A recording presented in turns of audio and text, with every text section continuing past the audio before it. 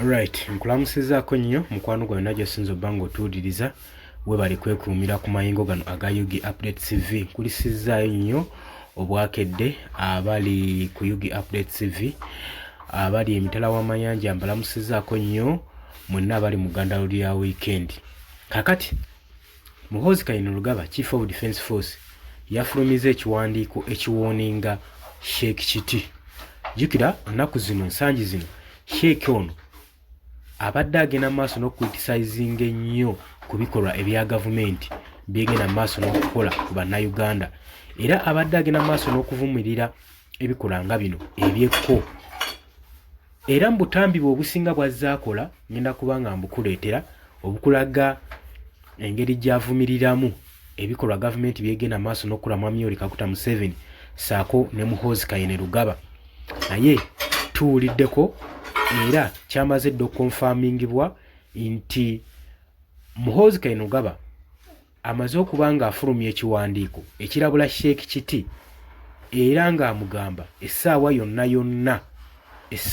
yonna newankubadde Sheikh Kiti obubaka obwo bwafulumyedde era bwamutuuseeko, wabula atakankanye, wabula ye ayongera kunyweza kigambo kye ng'agamba essaawa yonna wiiki ejja oba mwezi gujja manyi nti nja kufa. Naye mukimanye nti neggwanga lirina kuhandulingibwa mu ngeri esaanidde. Lwaki Sheikh Kiti aba atuuka ku mbeera eno okwogera bino? Tukimanyi bulungi nnyo nti Obuyisiraamu naddala wano mu Central Buganda bwe businga okulwanirira demokulasiya oba okulwanirira bannansi naddala wano mu Central Uganda. Kakati okusinziira ku bikolwa ebizze bibaawo n'ebigenda mu maaso ensangi zino, gavumenti nga yeeguliridde omuze ogw'okugenda mu maaso n'okuwamba abakulembeze b'ebitundu, okuwamba abaana ba Buganda, okuwamba abawagizi b'ekibiina ekiri ku ludda olw'opposition, engeri gye bayisamu bannansi obbacunya obbatuntuza, engeri gye bakubamu bannamawulire, kubadetaininga, kubabuzaawo, ebikolwa ng'ebyo mubadde mujja mu biraba. Kakati bino Sheikh Kiti kwasinziirira n'akandula ku ddoboozi ng'agamba ekimala kimala, enough is enough.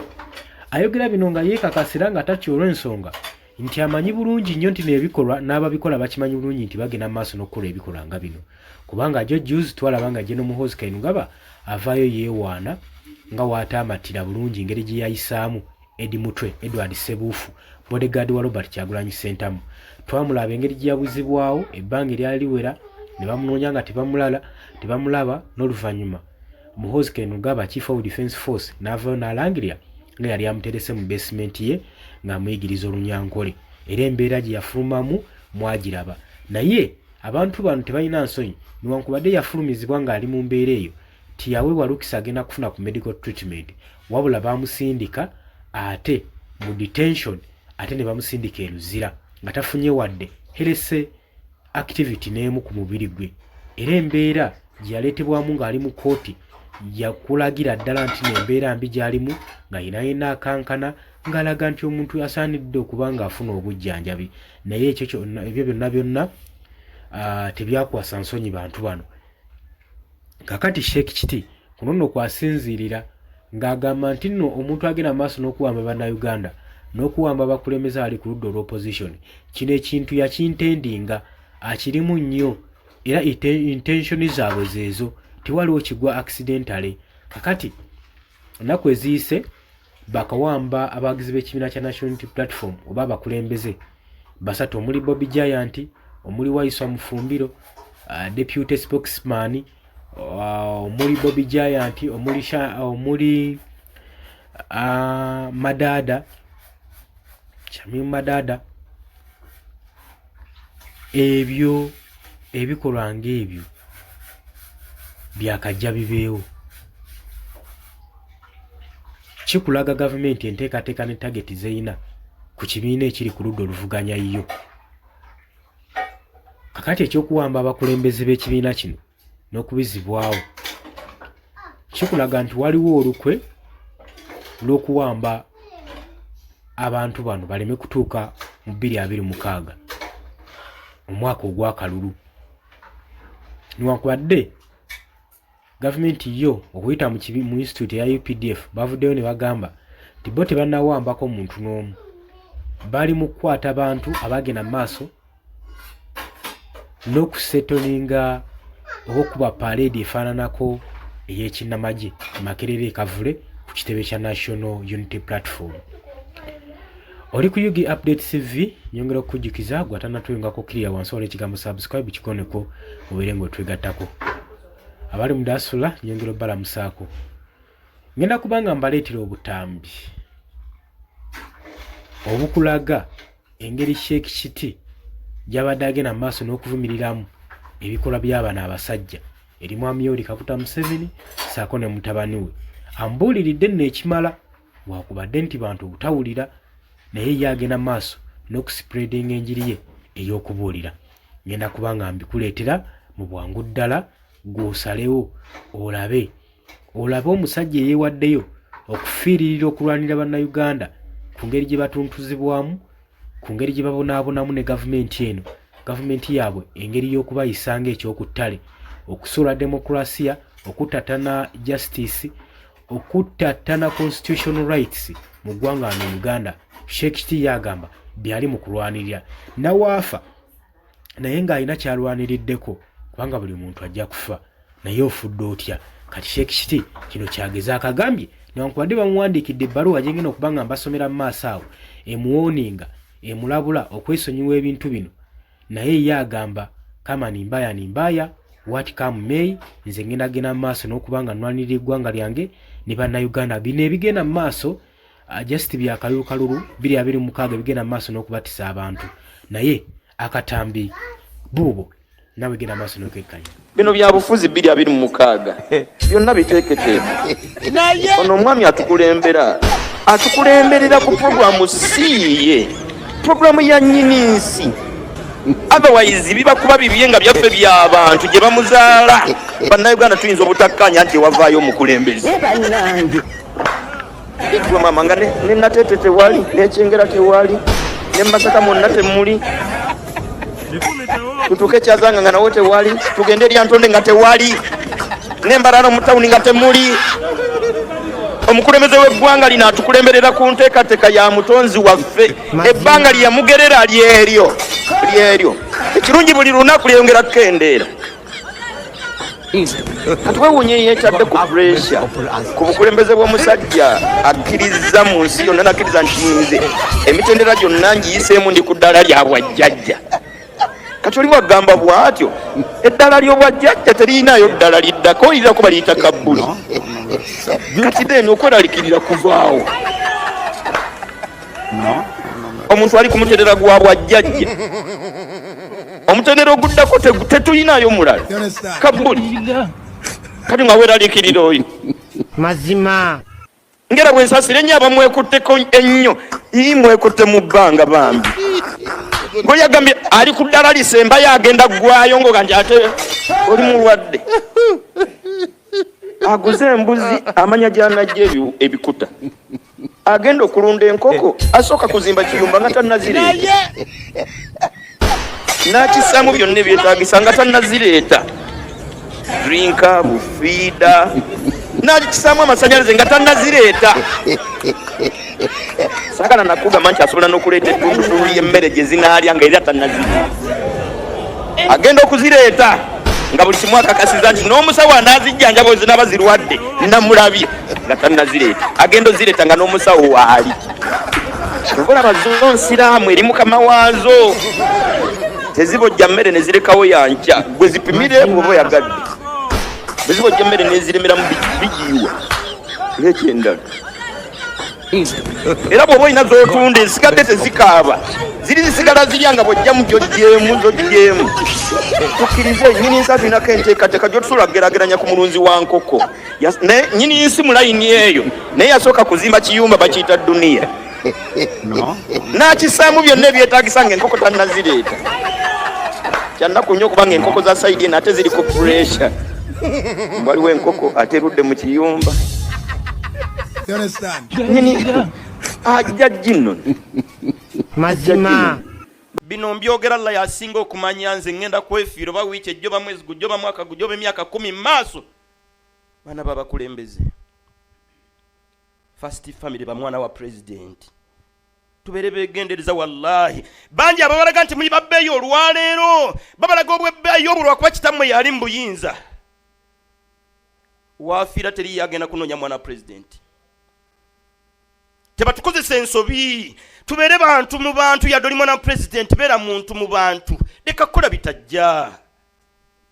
bitajja kitaawe asigaza bbanga kimunsi agenda kuleka mbantu olibatandikirawa kakati ebyo oluvannyuma lw'okubaawo nga embikolaze mu katambi ndowooza obutambi obulabye bwemabegako nga Sheikh ono agenda mu maaso n'okuba nga akulitisayizinga ng'avumirira ebikola bya gavumenti ebiri mu first family ebagenda mu maaso enkola yaabwe nga si nnungi gye bagenda mu maaso n'okutuusa ku bannayuganda kati Muhoozi afulumizza ekiwandiiko ekirabula Sheikh Kiti ng'agamba what this is my last time. This is my last warning to this fool, the so-called Sheikh. Under security, and we will no longer tolerate disrespect towards our great leader. Kiti, if you continue to insult the great lion, we will take action to teach you a valuable lesson. Bino bigambo bya Muhoozi Kainerugaba. Why do you choose to attack someone who doesn't even know you? Why resort to such behaviors? Why are you insulting the general? Mr. Cheyune, as this person's friend, you must advise him to stop disrespecting our king. We are fed up with this situation. We are coming and we are not back down. Ebibadde bigambo bya General Muhoozi Kainerugaba, Chief of Defence Force, nga biyisa ku mukutu gwe ogwa Twitter ng'agenda mu maaso n'okulabula Sheikh Kiti kwebyo ebigambibwa nti nno agenda mu maaso n'obasookooza. Agamba ntukuwoonize musiru gwe yeeyita Sheikh nga tuyita mu security tetugenda kubeera nga twetegereza tukkaanya tulabe obutatussaamu kitiibwa eri bakulembeze baffe. Sheikh Kiti w'ogenda mu maaso n'okuba nga otuyisaamu amaaso n'otuvvoola n'okuvvoola Great Lion oba Great Lion yaani, tugenda taking action tukuyigirize essomo ery'omuwendo gy'oli. Lwaki olondawo ogenda mu maaso n'okwataakinga n'okulumbagana abo abatakuliiko abatakumanyi? Lwaki ogenda mu maaso n'okufuna empisa bwezityo? Lwaki ogenda mu maaso n'okuyisaamu generaali amaaso? Era n'avaawo ng'agamba Mr. Cheyune nga mukwano gwe gwa Sheikh Kiti mu advising genda mu maaso n'okumubuulirira alekerawo obutatussaamu kitiibwa otukyoboola okukyoboola kabaka gweyise king. Tukooye embeera zino, tukooye embeera eno. Era n'agamba nti tujja era tetujja kuddiriza mabega otunaatandika okujja okulumba ku mbeera egenda mu maaso. Ebibadde bigambo bya General Muhoozi Kainerugaba ng'agezaako mu mbeera eyo okuba ng'alabula Sheikh Kiti ku ebyo byajja agenda mu maaso n'okwogera n'okubuulira ng'enjiri ye mu muzikiti ng'alabula abakulembeze. Ate ky'oba omanya nti abakulembeze b'eddiini be bamu kubakuuma abakulembeze ab'ebyobufuzi, abakulembeze abali mu politics. Bwe mutafuna guidelines muwaba. Kati laba engeri Sheikh Kiti gyazzeemu obubaka buno. Bino ebigambo byange tebitegeeza gavumenti kuvaako, wabula ekikulu byonna kutereza munnansi atambule misana nga tajja kugyetekebwako gasangosango. Tuli mbunkenko butagambika drone n'ennamba tekuli n'aba wooliridde ku bubaka Sheikh Kiti bwazzeemu akulaga ali solid nnyo. Agamba ayimiridde ku nsonga y'okulwanira bannayuganda, ayimiridde ku nsonga yo promoting justice ne kutuuka ku Uganda empya. Bw'okitegera aliwo abantu abamu abakola nga tebanoonya fame, tebanoonya kuweebwa, ne bayimiridde ku nsonga y'okulwanirira amazima, eddembe, justice in the society. Ensonga ng'ezo zisaanidde okuba nga zitunuulibwa omunnayuganda ali eyo. Osobola okujja mu comment section oteekayo endowooza yo, likinga, sharinga, subscribinga. Naye ggwe ampuliriza, gw'olowooza waliwo action ezigenda oteekingibwa ku Sheikh Kiti, olowooza Sheikh Kiti agenda kulekerawo n'okuspreadinga n'okucriticizinga gavumenti oba ku first family ku ebyo ebigenda mu maaso? Njagala ojja mu comment section ombuulire. Mbaagala nnyo era nga mbaagaliza weekend ennungi. Mweraba.